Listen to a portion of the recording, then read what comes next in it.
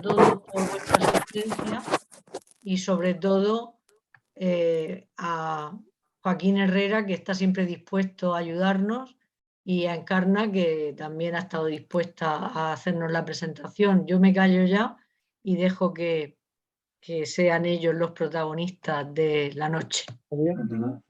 Bueno, pues nada, muchas gracias Estela, buenas tardes a todos. Buenas tardes Joaquín, encantada de verte de nuevo por aquí. Igualmente, gracias. Bueno, yo voy a decir unas breves palabras que si me permitís las voy a leer porque hoy llevo un día un poco, sabéis que no me gusta mucho leer, pero es que he dado 3 charlas esta mañana y estoy totalmente agotada. He concentrado, el día ha sido muy concentrado. Bueno, hoy tengo el honor y más el placer de presentar a Joaquín Herrera Carranza, académico correspondiente de la Academia Iberoamericana de Farmacia y también de la nuestra Santa María de España. Él es doctor en farmacia por la Universidad de Granada y también por la de Sevilla, especialista en bioquímica y en análisis y control de medicamentos y drogas. Ha sido profesor titular de la Facultad de Farmacia de Sevilla y es editor de varios libros siempre relacionados con la atención farmacéutica, de la que fue un pionero, aunque en muchos sitios no aparezca, pero el germen de la atención farmacéutica se crea en Sevilla y de la mano de Joaquín Herrera Carranza. Es autor de varios libros de diversas índoles, sobre todo históricos, como de la farmacia en las etimologías de San Isidoro de Sevilla, del escorbuto y los navegantes españoles, etc. Y por encima de todo eso está nuestro compañerismo en la época de facultad y nuestra amistad que ha perdurado en el tiempo. Obviamente, esta es una opinión muy personal, pero es que ser amiga de personas como Joaquín Herrera es un gran honor y tenerlo que presentar una responsabilidad, puesto que en pocas palabras no es posible resumir la valía y capacidad polifacética de este compañero. Es todo un amante del saber y del conocimiento y un inagotable estudioso. Como tal, ha recibido reconocimientos diversos, como el premio a la mejor labor farmacéutica en 93, el premio al periodismo durante varios años consecutivos, 97, 98, 99, la medalla de colaborador honorífico en el 19 de la Asociación Española de Farmacéuticos de Letras, etc. Hoy nos va a hablar de Antonio de Nebrija, pero desde un punto de vista diferente al que todos conocemos.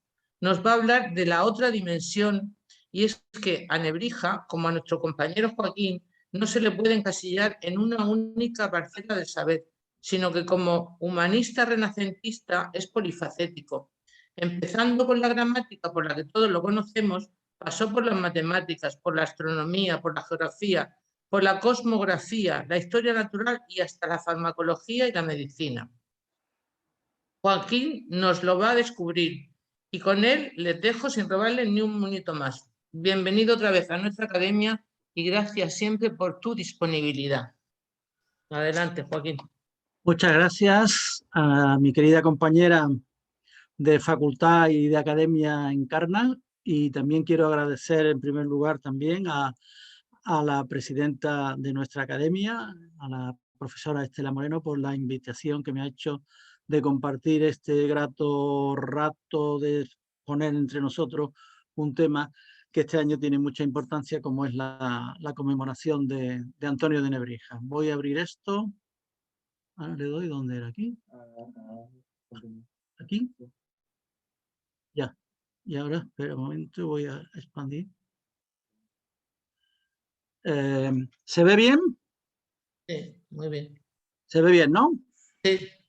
Pues la otra dimensión de Antonio de Nebrija en su 5º centenario. Es el 5º centenario de la muerte de Elio Antonio de Nebrija, y les pongo aquí el cartel, digamos, anunciador por parte del pueblo donde él nació, en la provincia de Sevilla, que es el pueblo de Lebrija. Literalmente el pueblo se está volcando y está tomando iniciativas de distintas índoles para proyectar y reivindicar la extraordinaria figura que fue, como humanista renacentista, la figura de Nebrija.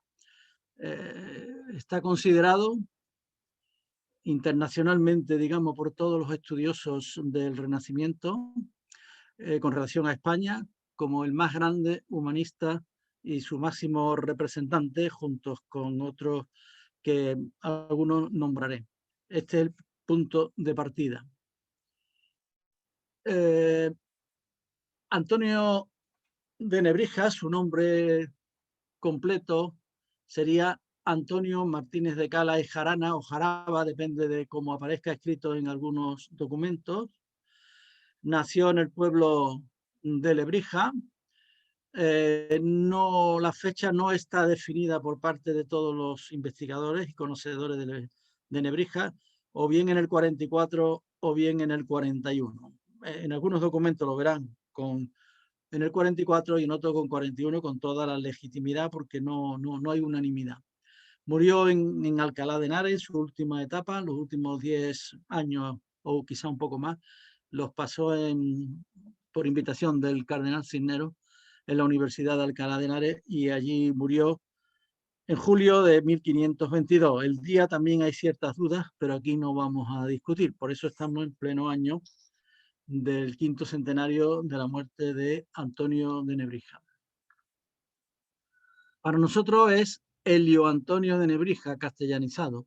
Él, en plena madurez intelectual, cambió su nombre y lo latinizó debido a su vocación como latinista, su misión de difundir y engrandecer el idioma de raíz, la lengua latina heredada de la antigüedad, y entonces asumió el primer nombre, ahí lo tienen ustedes puesto en un documento impreso de uno de sus libros, Aelius, en honor de la dinastía de Trajano Adriano, de los emperadores que nacieron en Itálica, y Nebrisensi, para nosotros Nebrija, porque tomó el nombre de su pueblo en la época romana. Tiene un nombre muy bonito, Nebrisa Veneria. Y así es como él firmaba en muchísimos documentos. Para nosotros, digamos, Elio Antonio de Nebrija. A nivel general de España, intelectual, voy a poner solamente un recordatorio, que es la portada neoclásica soberbia de la Biblioteca Nacional. Y ahí en la escalinata, cuando ya se sube, nos reciben San Isidoro de Sevilla y Alfonso de Simulsabio, dos personajes del máximo nivel intelectual y en la historia universal que se proyecta desde España, y lógicamente muy vinculado a nuestras tierras, me refiero a Andalucía, Sevilla, Murcia, etc. Y aquí de pie y a respetable tamaño se encuentra Nebrija, Luis Vive, Lope de Vega y Don Miguel de Cervantes. En los medallones que están aquí hay otros personajes del siglo de oro, como puede ser Cardelón de la Barca, Quevedo, etcétera, y arriba también en estos medallones de la balconada también se encuentran personajes históricos que no los voy a nombrar. Solamente recordarle que son 17 personajes los que están aquí mirando a la calle, de los cuales solamente hay una mujer, que es Santa Teresa de Jesús. Esta es la estatua que preside en la escalinata de la Biblioteca Nacional de Nebrija.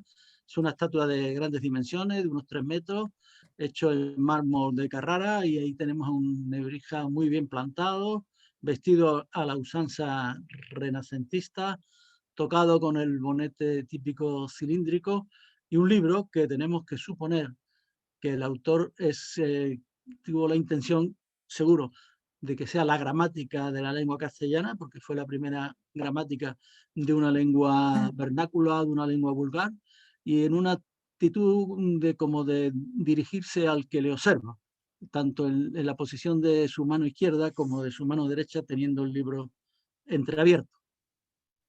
En el ayuntamiento, voy a hacer una breve introducción por aquello del año de Nebrija. El ayuntamiento de Lebrija, yo invito a la gente más cercana, claro, nosotros y de las provincias de Sevilla, Cádiz, Huelva, etcétera, a visitar Lebrija, porque el pueblo este año respira todo Elio Antonio de Nebrija. El ayuntamiento está presidido por esta placa, Lebrija en honor y gloria de su insigne hijo, etcétera. En la plaza del pueblo una estatua también que tiene ya muchos años, de 1948, por ahí se inauguró.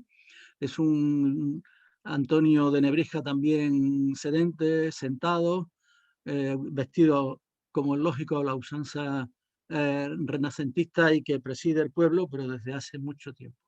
También en una calle céntrica, la calle Arcos, nos encontramos ese semicilindro en una esquina que representa al grabado de Nebrija de los personajes insignes de la historia de España, en la actitud de escribir sus documentos latinos o la gramática castellana, etcétera, con una fecha, Lebrija 1990, y abajo está la toma de Granada, ¿no? Por aquello de indicar que en 1492 se descubrió América por parte de los españoles, se tomó Granada y se unificó y se presentó dedicada a la reina Isabel la Católica la gramática de la lengua castellana por parte de Elio Antonio de Nebrija.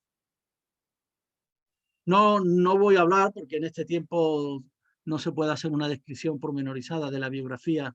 Voy a dar algunos detalles que pueden ser interesantes de los documentos biográficos, pero les digo que cualquier enciclopedia hoy de las clásicas, los libros de texto incluso, se encuentran las notas biográficas de Nebrija y por supuesto a través de la red virtual se pueden conseguir hoy cientos de documentos de biblioteca, de archivos, etc.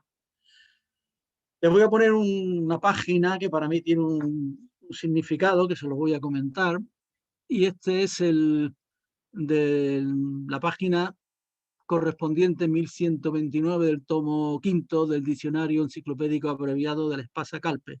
Y tienen ustedes ahí la fecha de edición abajo, Madrid 1957. Y el significado que tiene que esta fue la primera enciclopedia que me compré. Bueno, yo la compré, pero la pagó mi padre en aquel momento. Nos la presentaron haciendo las milicias universitarias y muchos adquirimos esta enciclopedia y la conservo y todavía la consulto. Por eso aquí abajo viene Nebrija, que está aquí más grande, gramático español, conocido también por Lebrija, fue cronista de los Reyes Católicos, etcétera, etcétera, y su presencia en las universidades, sobre todo de Salamanca y de Alcalá. Y aquí abajo ya lo que me interesa es que pone como humanista, y sigue aquí arriba, era versado también en teología, filosofía, derecho, medicina, poesía, etcétera, es decir, todo un polifacético, un polímata auténtico. Y aquí reproduce un grabado de la miniatura de un códice que se conserva precisamente, y por eso lo saco también, en la Biblioteca Nacional. Este es, ¿no? Es una representación clásica de Nebrija impartiendo una lección delante de su prócer, que le ayudó, el mecena, Juan de Zúñiga, que fue arzobispo de Sevilla en su última etapa de su vida. También para mí tiene importancia este libro, es una historia universal, es un compendio, una síntesis de la historia universal clásica, publicada por la editorial Labor, fechada en 1960 y escrita por 4 historiadores alemanes y traducida, claro, por un colaborador del Consejo Superior de Investigaciones Científicas. En el capítulo del Nuevo Mundo, estos 4 historiadores, en el apartado El humanismo y el renacimiento en España, lo voy a agrandar, pues se dirigen directamente a decir que el más grande de nuestros humanistas es Antonio de Nebrija, que enseñó gramática en Salamanca y colaboró en la edición de la Biblia Políglota Complutense, porque fue llamado, y ahí abajo ya lo pone, yo se lo recordaré luego, por el cardenal Cisnero para colaborar sobre todo y supervisar la versión latina, que era lo que él dominaba, aparte del griego también, para editar esta obra ambiciosa de un gran renacentista también como fue el cardenal Cisnero. He buscado también algunos libros de texto y ahí tenemos Lengua y Literatura primero de bachillerato, de un colegio, en este caso de Zaragoza, con la misma con el mismo códice ahí se reproduce, y ahí se expone que Antonio de Nebrija pasó sus primeros 15 años, que no hay mucha documentación, los pasó en su tierra natal, después pasó directamente a Salamanca, donde ya se licenció en retórica y en gramática, y después hay algo determinante, bueno, el hecho de haber estado en Salamanca fue determinante en su vida, y el hecho de pasar luego a Italia, concretamente a Bolonia, también a Roma, pero sobre todo a Bolonia, donde se formó en el Colegio de los Españoles, en el Colegio de San Clemente. Eso fue determinante en la vida de Nebrija, porque se empapó de toda la corriente humanística renacentista que ya se respiraba en Italia desde hacía muchos años. Ahí pone que fueron 10 años, parece que no fueron tanto, que fueron menos, pero para el caso es igual, los que pasó en Bolonia en el Colegio de San Clemente. Ahí abajo lo quiero resaltar, pone en Bolonia prosiguió sus estudios, consagrándose a la teología, latín, griego, hebreo, aprendió también medicina, derecho, cosmografía, matemática, geografía, historia y por supuesto gramática, a la que ha aludido antes nuestra compañera Encarna en la presentación, que ha hecho que yo se lo agradezco nuevamente. Un punto de referencia para mí importante en cualquier estudio biográfico de personajes históricos es la Real Academia de la Historia. Esta es la primera página, esto se puede consultar todo evidentemente hoy vía virtual. Elio Antonio Cala y Jarana, aquí la fecha que da, la ven aquí abajo con interrogante 1444 porque no está nada claro. Lo que sí le voy a resaltar es un hecho muy interesante también, que a tener en cuenta en la continuación de lo que pone la Real Academia de la Historia, ¿no? Su espíritu curioso y abierto a toda manifestación del saber le llevó a Nebrija a interesarse por todo y su inquietud científica es asombrosa. Estudió y publicó trabajos en el campo de la historia, de la pedagogía, matemática, cosmografía, derecho, medicina, que resalto, pero la fama de filólogo eclipsó sus otras actividades científicas, cuyas aportaciones poco a poco se van poniendo de manifiesto. Eso es lo que yo llamo la otra dimensión de Antonio de Nebrija, su vertiente científica. Le voy a comentar también, y se lo voy a citar nada más, esta publicación personal, El humanismo renacentista en España, Antonio de Nebrija, que publiqué en el 2014 en la revista en la que habitualmente escribo ahora, que es Pliegos de Rebotica, donde hago un breve apunte de la importancia de Antonio de Nebrija en el humanismo renacentista. Está publicado en esta revista, Pliegos de Rebotica, 2014, en el número 115, correspondiente a octubre-diciembre de 2014. Evidentemente, también existen estudios, manuales, biografías escritos por autores importantes. Yo solamente voy a dejar aquí dos. La pasión de saber, que es todo ya casi un clásico. Vida de Antonio de Nebrija, de Pedro Martín Baños. Y esta última, de José Antonio Millán, que ha salido hace unos meses. Creo que salió en enero de este mismo año. Antonio de Nebrija o El rastro de la verdad, que leí hace cuando lo compré, porque es un libro que no es demasiado grueso, con lo cual se agradece, pero es una biografía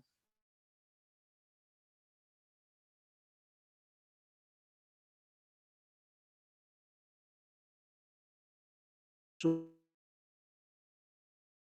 estancia de San Clemente de los Españoles, se le llama así, o el colegio, simplemente el Colegio de los Españoles, que fue el primero o uno de los primeros de Occidente, de Europa, para enseñanza universitaria, y fue muy importante. Fue fundado por el arzobispo Gil de Albornoz y en el siglo XIV, y ya empezó a tener muchos colegiales, entre ellos Antonio de Nebrija. En él se conserva un cuadro de Antonio de Nebrija, de su estancia histórica en este colegio de San Clemente de los Españoles. Allí está. Bien. La aportación más importante histórica que ya hemos hablado, universal, que ahí anteriormente hemos visto que eclipsó todo lo demás, bueno, es una forma de decirlo, ¿no?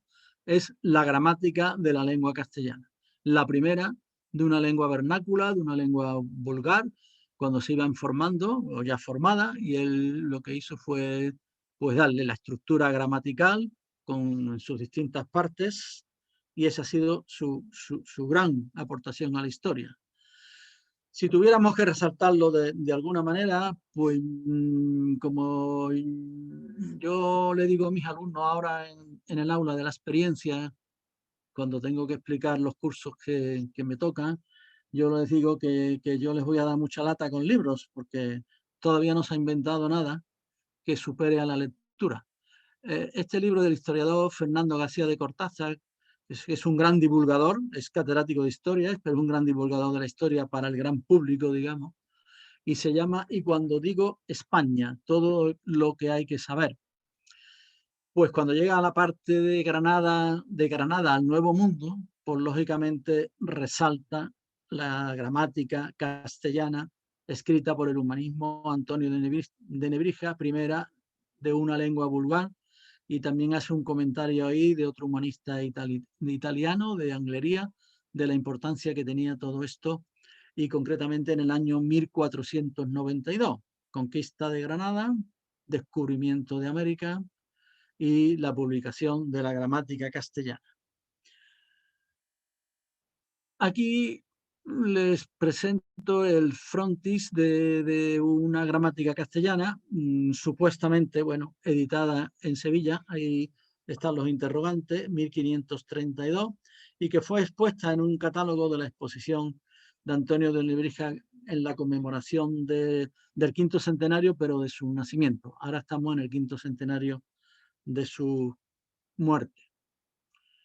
Aparte de esto, también Antonio de Nebrija publicó 2 diccionarios, pero yo les voy a hablar del diccionario de terminología médica. Y en ese diccionario de terminología médica, ahora después, el grueso es la materia médica, es decir, la botánica farmacéutica, la farmacología de la época. Aquí está la gramática. Y aquí está uno de los diccionarios. Él escribió 2 grandes diccionarios, uno latino-castellano y otro castellano-latino, con grandes entradas terminológicas y del léxico, ¿no? Lo que sí les voy a comentar es esta cinta que orla el frontis del libro, todo esto, que se ve mejor en la siguiente diapositiva, y es una sentencia escrita por el mismo Antonio de Nebrija. Aquí está mejor representado y aquí dice, en latín, ancho es el camino que conduce a la perdición y estrecho es el camino que lleva a la vida. Es lo que dice en estas 2 cintas, en esta orla que cubre o que envuelve la portada del libro.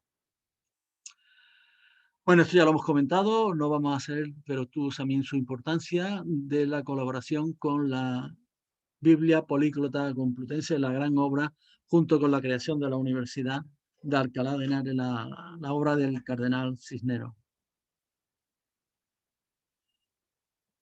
Lógicamente no he podido evitar hacer alusión a la muerte hace 20 días o 25, no más, del gran hispanista John L.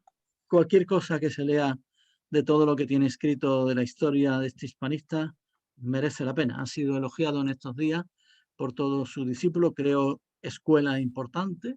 Aquí en Sevilla hay varios discípulos directos de John Eliot con los que me he permitido hablar estos días y en ocasiones anteriores. Y este señor, este gran maestro de la historia, recibió el premio precisamente Elio Antonio de Nebrija, que es un premio instituido por la Universidad de Salamanca, es decir, la ciudad donde estudió Antonio de Nebrija y donde ejerció la cátedra en varias ocasiones. Él recibió el premio en 1993. Y ahora ya vamos a hablar en la segunda parte la otra dimensión de Antonio de Nebrija. La otra dimensión es la vertiente científica, es decir, a las materias científicas como entendemos nosotros. La aportación de Nebrija a la ciencia la podemos distribuir en lo que se refiere a la historia natural, botánica, zoología, mineralogía, pero no es un estudio de la historia natural por sí, sino en su relación con la medicina, la farmacia, la farmacología, etc. Por eso resalto la botánica. Antonio de Nebrija entra de lleno en esa queja que en años recientes, bueno, no tan recientes, tienen muchos o algunos botánicos cuando afirman que la botánica nunca fue una, entre comillas, nunca fue una ciencia libre, sino que la botánica se desarrolló de mano de la medicina y la farmacia. Y es así, porque el vademecum desde la época remota hasta bien entrado y muy bien entrado el siglo nuestro pasado, fuera la botánica. Por eso hay que entenderlo, y yo he intentado poner aquí esta flechita en la aportación de Nebrija, que trabaja muchísimo la botánica, sobre todo, más que evidentemente más que la zoología y la mineralogía, pero en relación con esto y sobre todo con la materia médica y un diccionario, el Dictionarium Medicum. Después, su vertiente es un gran cosmógrafo. Hay muchos estudios de especialistas de lo que aporta Antonio de Nebrija en su inquietud por la cosmografía, que empezó a aprenderla en Salamanca, porque en sus primitivos estudios, y después lo siguió cultivando. Tenemos que tener en cuenta que Antonio de Nebrija vivió en la época grandiosa de los grandes descubrimientos geográficos, las expediciones de los portugueses y de los españoles, o de los españoles y de los portugueses, con todo el descubrimiento de América, la primera vuelta al mundo. Por cierto, que Antonio de Nebrija muere el mismo año en el que Sebastián Elcano culmina la vuelta al mundo. Él no lo llegó a tener noticia porque él murió en julio y la vuelta al mundo se consuma en el mes de octubre del 22. Y después, a través de la cosmografía, Antonio de Nebrija llega a las matemáticas y está considerado como un matemático que aportó sus cosas, que yo le voy a comentar sin entrar, lógicamente, en grandes profundidades en nada, en una charla de este tipo general. Bien, concretando. Vamos a tomar como punto de referencia, como es lógico, la medicina y las dos grandes aportaciones de Antonio de Nebrija. Es la primera traducción que se hace al latín en España, en 1518, ya muy maduro, es decir, ya en los últimos años, porque él muere en el 22, la materia médica del Dioscórides y después el diccionario médico. Aquí tenemos a nuestro pedáneo Dioscórides Anazarbeo, porque nació en Anazarba, en la península de Anatolia, en Asia Menor. Vivió toda su madurez como de la época médico cirujano, digamos, que estuvo al servicio de las legiones romanas en la época de Nerón y viajó muchísimo, y por eso no perdió el tiempo y consiguió hacer lo que hizo, un extraordinario enciclopedia, vademecum o tratado, como queramos llamarle, de botánica farmacéutica, botánica médica, plantas medicinales, materia médica, que era como se llamaba, y se siguió llamando materia médica, se siguió llamando hasta bien entrado el siglo nuestro pasado. Mi abuelo, yo tengo libros de mi abuelo, donde pone materia médica y materia farmacéutica, todavía con ese nombre. Después pasó a llamarse farmacognosia. Eso ya nos cogió a nosotros.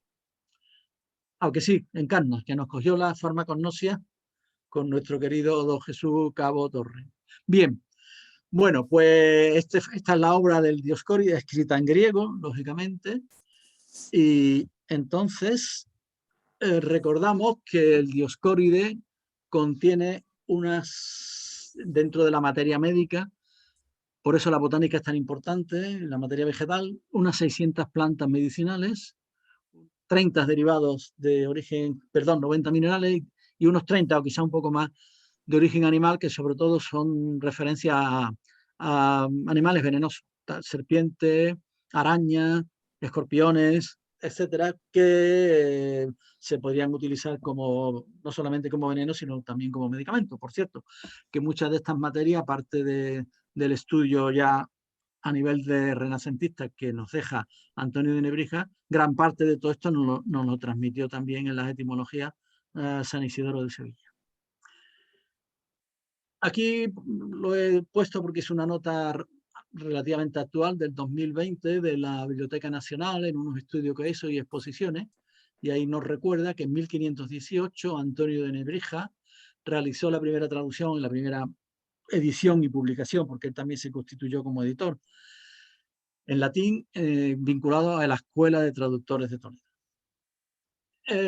Antonio de Nebrija, y esto nos indica que estaba bien documentado, es lo que hace partir de un primer estudio de 2 años anteriores de Johannes Ruelio, o Ruel para nosotros, o simplemente Ruelio, o Johannes Ruelio, que es un médico botánico y veterinario también, porque también hizo estudios veterinarios, francés, intelectual también, humanista renacentista francés, que fue canónigo de la Catedral de Notre Dame y deán de la Universidad de la Sorbona, y fue médico personal del rey, de Francisco I. No sé si fue médico de cámara o no, pero sí fue médico personal de él. Entonces él, Antonio de Nebrija, parte de una edición, bueno, anterior a esta, de Joan Ruelio, y hace la adaptación al latín y su publicación en España, como ya hemos dicho, en 1518. Pero no se limita a esto, no se limita a una mera adaptación suya, sino que le añade un lexicón en español muy voluminoso de los nombres de las plantas que ya a él le llegaron en griego y en latín, a través del propio Dioscórides y de Joan Ruelio. Ese lexicón, aquí hay una nota que lo voy a resaltar, bueno, el título que le puso es ese que está ahí, Dioscórides Ana Servei de Medicinal Materia, la materia médica. Es un vocabulario, un lexicón que contiene de muchas páginas, aquí se dice que son 47 páginas, donde se dan al castellano las traducciones correspondientes a muchísimos términos de la materia médica que entonces se manejaba.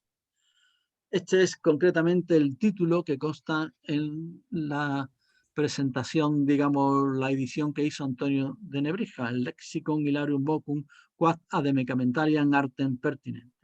Esto pertinente significa como aquellas palabras que se necesitan para el ejercicio de la medicina. Esto es lo que él hizo, o sea, todo el vocabulario lo mete dentro de su Dioscórides. Eso tuvo una gran influencia porque está estudiado, tuvo influencia en el mismo Nicolás Monarde y sobre todo en Andrés Laguna, que fue el gran médico renacentista al servicio del emperador, que hizo ya una adaptación al castellano de todas las materias médicas, veneno, etcétera, y se basó mucho en esta obra de Antonio de Nebrija. También los grandes botánicos, los grandes manuales de botánicos clásicos que incluso nosotros hemos llegado a conocer algunos, por ejemplo, yo solamente pongo estos dos, donde destacan, donde separan, donde hacen el estudio correspondiente de la presentación del Dioscórides por parte de Antonio de Nebrija. La obra de la botánica y los botánicos de la península hispano-lusa de Miguel Colmeiro, un gran catedrático y profesor que fue de botánica, y para nosotros más conocido del Fonker, plantas medicinales y el Dioscórides renovado, donde se introduce la obra de Antonio de Nebrija del Dioscórides. La segunda gran aportación a la medicina, farmacia, farmacología es el Dictionarium Medicum. Se parte de una edición conocida, publicada en Amberes, una edición muy cuidada de 1545, del Diccionario Médico de Antonio de Nebrija. Es muy complejo, pero afortunadamente contamos, desde hace unos años para acá, con una edición crítica muy bien hecha, exhaustiva, por parte de la profesora que tienen ustedes aquí el nombre, Avelina Carrera de la Red, de la Universidad de Salamanca, el Dictionarium Medicum de Antonio de Nebrija, un estudio terminológico y con un glosario muy voluminoso, muy bien para documentarse de todo lo que aporta Antonio de Nebrija en este diccionario médico.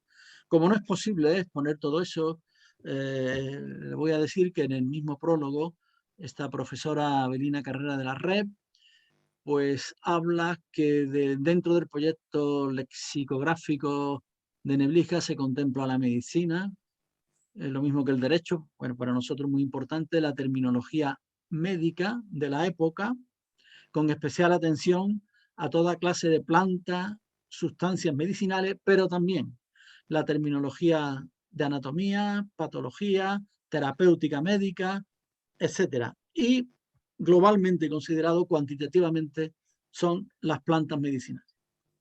Miren, yo de este documento, muy bueno, extraordinario, de la profesora Carrera, le pongo la primera página, la A. Es un documento larguísimo, va planta por planta, hoja por hoja, todo puesto por orden alfabético, la A, Abebene, Abel, Abrotanum, etcétera, y le pongo, por ponerle otra ya de las finales, la V, Valeriana, etcétera. Hay que detenerse mucho en esto, hay que dedicarle mucho tiempo para pormenorizar mucho y hacer una valoración, pero bueno, para eso contamos y le agradecemos a esta profesora el estudio, bueno, y sigue su línea de investigación, y este año también, lógicamente, con Antonio de Nebrija. Aquí aparece ahora la última edición del Diccionario de Términos Médicos, publicado por la Real Academia Nacional de Medicina a través de la editorial médica importante Panamericana. Es un tomo muy cuidado, muy bien presentado, del Diccionario de Términos Médicos. Uno de los miembros ya fallecido que intervino en la comisión de la redacción de este diccionario fue el profesor Luis García Sancho, especialista en cirugía, ya fallecido hace unos años, y en una presentación que hizo del diccionario, vean que tiene aquí el diccionario y aquí es la medalla de la Real Academia de Medicina, y al principio de la presentación, este es el título, Diccionario de Términos Médicos de la Real Academia Nacional de Medicina. En una de las primeras diapositivas expone con el título Diccionario de Términos Médicos Antecedentes. Pues el antecedente más remoto está aquí, Diccionario de Antonio de Nebrija. Lo tapa la edición anterior y el de Avelina de Carrera, pero aquí está diccionario, la fecha de nacimiento y Antonio de Nebrija, por la importancia que tiene como testimonio más remoto en la era renacentista del diccionario para que conocieran los médicos cuáles los términos, bueno, y todos los que lo necesitaran. Esa fue la intención de Antonio de Nebrija. Bien, con relación a la cosmografía, también en esta labor de síntesis tiene dos obras importantes. Una es el libro de las horas y la otra es su libro Introductorium Cosmográficum, es decir, la cosmografía de Antonio de Nebrija, un volumen que tiene 8 capítulos, más de 8 capítulos, muy largo, muy extenso. Vamos a referirnos ahora un poquito, en primer lugar, al libro de las horas.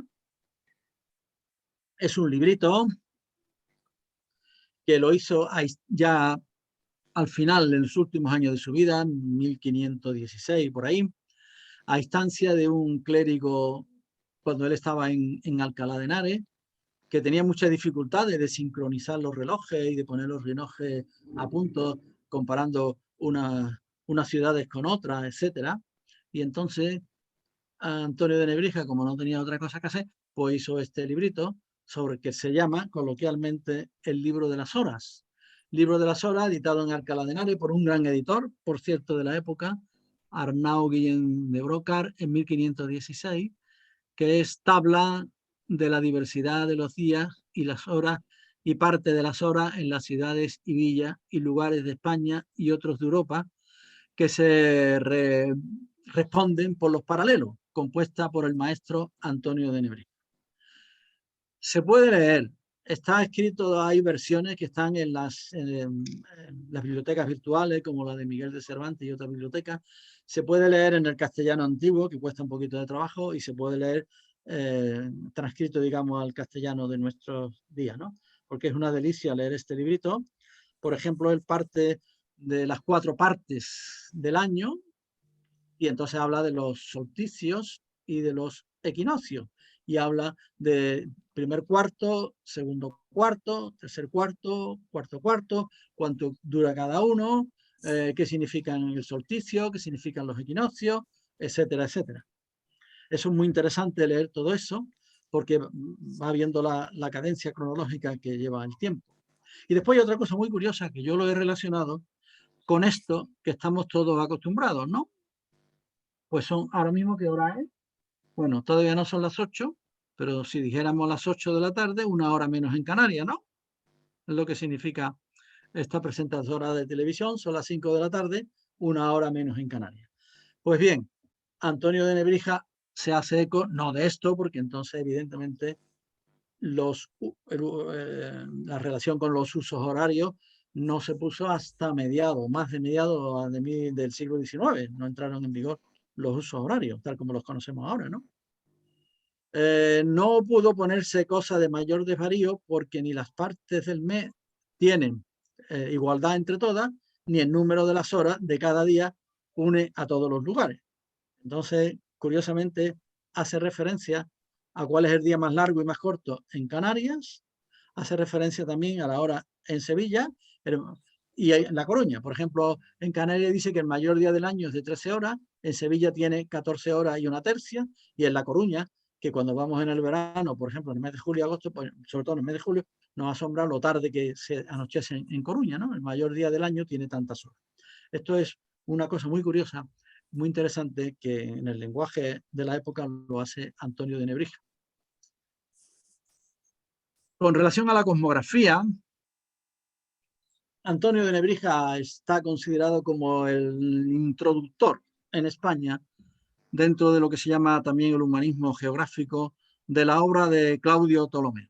Estando en la época en que Antonio de Nebrija estudiaba en Salamanca, allí se editó una segunda edición de la geografía de Ptolomeo, con unos mapas y unas cosas muy interesantes. Es decir, que Nebrija no improvisa la cosmografía, sino que desde que llega a Salamanca, lo mismo que la terminología médica, empieza a interesarse por todo esto, es decir, por la ciencia, como polifacético, como polímata que tenía una visión global de todo, y entonces fue capaz de escribir este libro de cosmografía. Aquí tenemos haciendo alusión a la geografía de Claudio Ptolomeo, la reintroducción de la geografía matemática o astronómica, porque un debate importante y una necesidad imperiosa en esta época de las grandes navegaciones era poder definir las coordenadas geográficas, lo cual fue todo un reto, porque las coordenadas geográficas no se definieron definitivamente hasta los años 70 del siglo pasado, con los satélites del posicionamiento global, GPS y todo eso.